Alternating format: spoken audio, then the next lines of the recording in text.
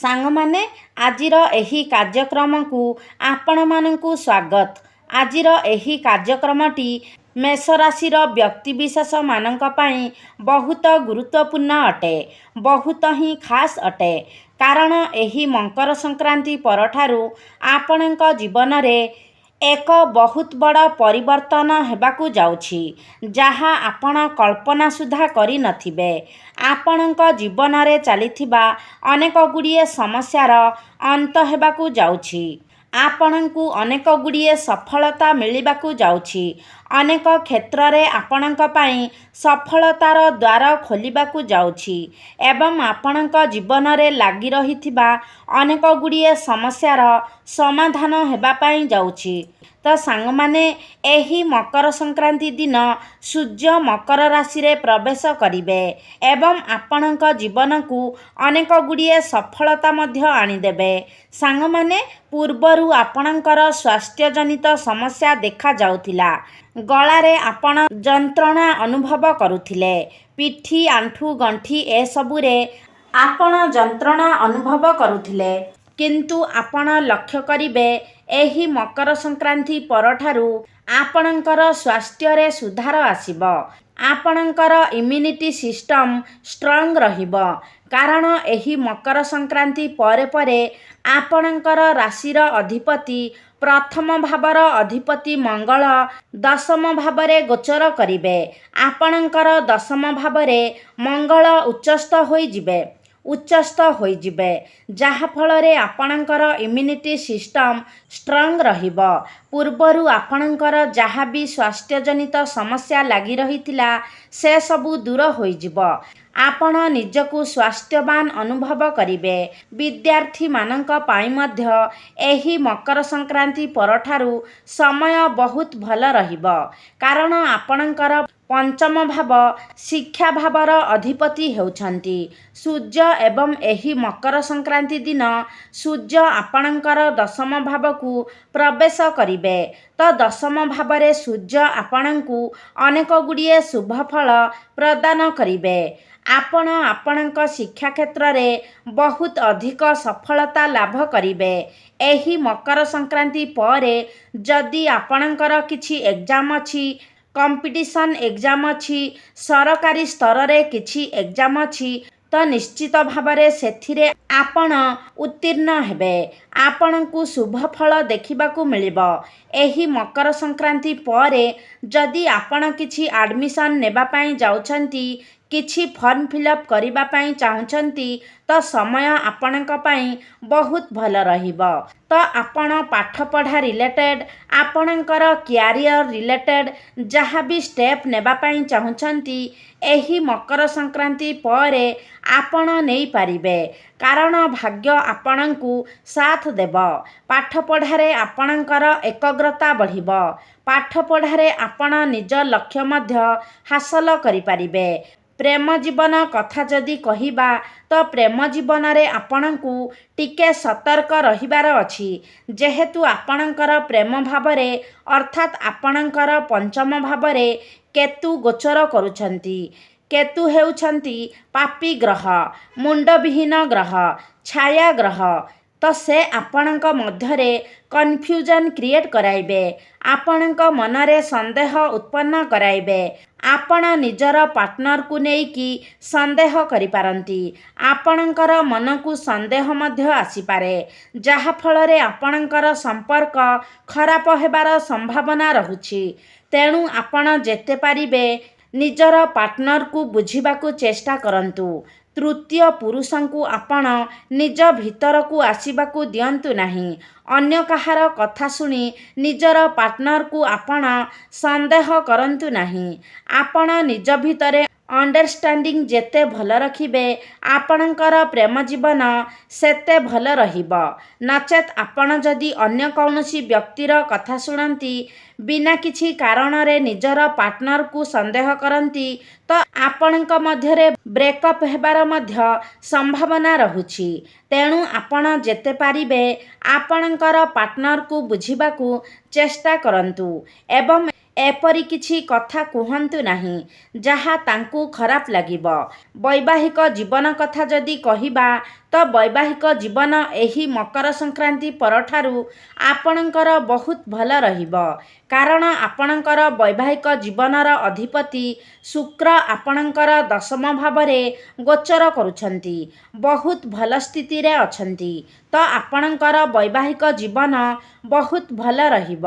ପୂର୍ବରୁ ଆପଣଙ୍କ ମଧ୍ୟରେ ଯଦି କୌଣସି ପ୍ରକାରର ମତଭେଦ ମନାନ୍ତର ଚାଲିଥିଲା ତ ସେସବୁ ଆପଣଙ୍କ ମଧ୍ୟରେ ସମାଧାନ ହୋଇଯିବ। ଆପଣ ପରସ୍ପରକୁ ବୁଝିପାରିବେ। ପରସ୍ପର ପ୍ରତି ଆପଣଙ୍କର ଭଲ ପାଇବା ବଢ଼ିବ ଏବଂ ଆପଣ ଆପଣଙ୍କର ଜୀବନସାଥୀଙ୍କର ପର୍ସନାଲ ଲାଇଫରେ ମଧ୍ୟ ଗ୍ରୋଥ ଦେଖିବାକୁ ପାଇବେ। ଆପଣଙ୍କ ପାଇଁ ଆପଣଙ୍କ ଜୀବନସାଥୀଙ୍କର ଭାଗ୍ୟୋଦୟ ହୋଇପାରେ। ତାଙ୍କର କ୍ୟାରିୟରରେ ବହୁତ ବଡ଼ ଭଲ ପରିବର୍ତ୍ତନ ହୋଇପାରେ। ଭାଗ୍ୟ କଥା ଯଦି କହିବା, ଭାଗ୍ୟ ମଧ୍ୟ ଏହି ମକର ସଂକ୍ରାନ୍ତି ପରଠାରୁ ଆପଣଙ୍କର ବହୁତ ଭଲ ରହିବ। କାରଣ ଆପଣଙ୍କର ଭାଗ୍ୟ ଭାବର ଅଧିପତି, ନବମ ଭାବର ଅଧିପତି ଦେବଗୁରୁ ବୃହସ୍ପତି ଆପଣଙ୍କର ତୃତୀୟ ଭାବରେ ଗୋଚର କରୁଛନ୍ତି ଏବଂ ଗୁରୁଙ୍କର ଦୃଷ୍ଟି ଆପଣଙ୍କର ଭାଗ୍ୟସ୍ଥାନ ଉପରେ ହିଁ ରହୁଛି। ତ ଆପଣଙ୍କ ମଧ୍ୟରେ ସାହସ ଏବଂ ପରାକ୍ରମ ବଢ଼ିବ। ଭାଗ୍ୟ ବଳରେ ଅଳ୍ପ ପରିଶ୍ରମରେ ଆପଣଙ୍କୁ ଅଧିକ ସଫଳତା ପ୍ରାପ୍ତି ହେବ। ଆପଣ ଭାଗ୍ୟ ସମ୍ବନ୍ଧିତ ଯାହା ବି ନିର୍ଣ୍ଣୟ ନେବେ ସେଥିରେ ଆପଣଙ୍କୁ ସଫଳତା ମିଳିବ। ପିତାଙ୍କ ସହିତ ସମ୍ପର୍କ ଆପଣଙ୍କର ବହୁତ ଭଲ ରହିବ। ପିତାଙ୍କ ଠାରୁ ଆପଣଙ୍କୁ ସାହାଯ୍ୟ ସହଯୋଗ ପ୍ରାପ୍ତି ହେବ। ଆପଣଙ୍କର ଅଟକି ରହିଥିବା କାର୍ଯ୍ୟଗୁଡ଼ିକ ଆଗକୁ ବଢ଼ିବ। ଏହି ମକର ସଂକ୍ରାନ୍ତି ପରେ କୌଣସି ଦିଗରୁ ଆପଣଙ୍କୁ ବଡ଼ ଧନ ଲାଭ ମଧ୍ୟ ହୋଇପାରେ। ଆପଣ କିଛି ବଡ଼ ଇନଭେଷ୍ଟମେଣ୍ଟ ମଧ୍ୟ କରିପାରନ୍ତି। ଏହି ମକର ସଂକ୍ରାନ୍ତି ପରେ ଆପଣ ନୂତନ ଭୂମି, ଜମି, ପ୍ରପର୍ଟି ଇତ୍ୟାଦି କିଣିପାରନ୍ତି। ନୂତନ ଗୃହ ମଧ୍ୟ ନିର୍ମାଣ କରିପାରନ୍ତି। ଆପଣ ନିଜର ଗୃହକୁ କୌଣସି ବଡ଼ ଜିନିଷ କିଣିକି ଆଣିପାରନ୍ତି। ଆପଣଙ୍କର ଗୃହରେ କୌଣସି ଶୁଭ ମାଙ୍ଗଳିକ କାର୍ଯ୍ୟର ଆୟୋଜନ ମଧ୍ୟ ହୋଇପାରେ। ଆପଣ କୌଣସି ଧାର୍ମିକ ଯାତ୍ରା ମଧ୍ୟ କରିପାରନ୍ତି।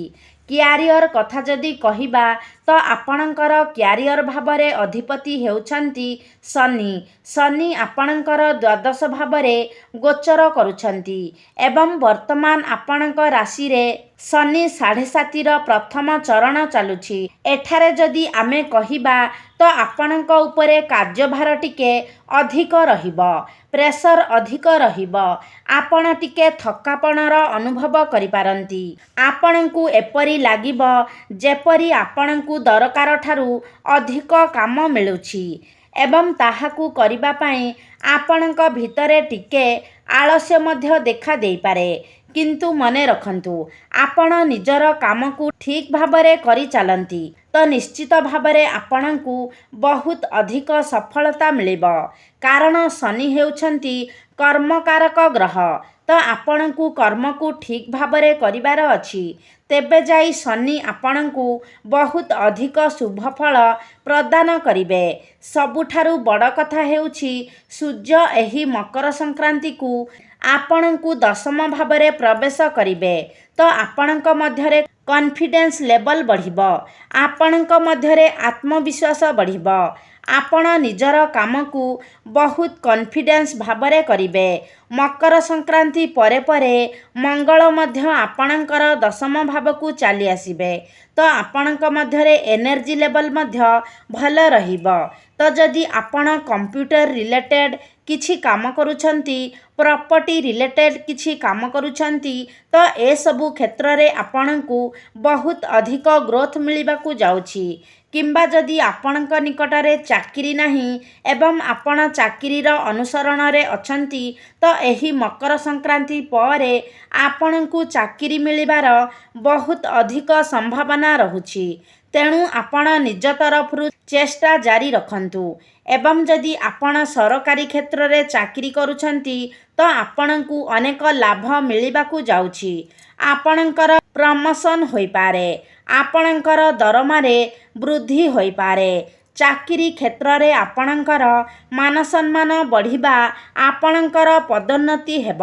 ତ ମକର ସଂକ୍ରାନ୍ତି ପରେ ଆପଣଙ୍କର କ୍ୟାରିୟର ବହୁତ ଭଲ ରହିବ। ବିଜନେସ୍ କଥା ଯଦି କହିବା ତ ବିଜନେସ୍ରେ ମଧ୍ୟ ଏହି ମକର ସଂକ୍ରାନ୍ତି ପରଠାରୁ ଆପଣ ଗ୍ରୋଥ୍ ଦେଖିବାକୁ ପାଇବେ। ଆପଣଙ୍କର ଫାଇନାନ୍ସିଆଲ ଗ୍ରୋଥ୍ ହେବ। ଆପଣଙ୍କୁ ଅଧିକ ପ୍ରଫିଟ୍ ମିଳିବ। ଆପଣଙ୍କର ଗ୍ରାହକ ବଢ଼ିବେ। ଆପଣ ନିଜର ବିଜନେସ୍କୁ ଆଗକୁ ବଢ଼ାଇବାକୁ ଚେଷ୍ଟା କରିପାରନ୍ତି। ବିଜନେସ୍କୁ ନେଇକି ଆପଣଙ୍କ ମନକୁ ନୂଆ ନୂଆ ଆଇଡ଼ିଆ ମଧ୍ୟ ଆସିବ। ନିଜର ବିଜନେସ୍କୁ ବଢ଼ାଇବା ପାଇଁ ଆପଣ ମଧ୍ୟ ପ୍ରୟାସ କରିବେ। ଏବେ ଆସନ୍ତୁ ଜାଣିବା କିଛି ଉପାୟ ବିଷୟରେ। ଯେଉଁ ଉପାୟଗୁଡ଼ିକ କରିବା ଦ୍ୱାରା ଆପଣଙ୍କୁ ଅଧିକ ମାତ୍ରାରେ ଶୁଭ ଫଳ ପ୍ରାପ୍ତି ହେବ ଏବଂ ଯାହା କିଛି ଅଶୁଭତ୍ୱ ରହୁଛି ସେଗୁଡ଼ିକ ଖଣ୍ଡନ ହୋଇଯିବ। ତ ସେଥିପାଇଁ ଆପଣ ପ୍ରତ୍ୟେକ ଦିନ ଗୁରୁଙ୍କର ବୀଜମନ୍ତ୍ର 108 ଥର ଜପ କରନ୍ତୁ। ପ୍ରତ୍ୟେକ ଦିନ ଆପଣ ହନୁମାନ ଚାଳିଶାର ପାଠ କରନ୍ତୁ।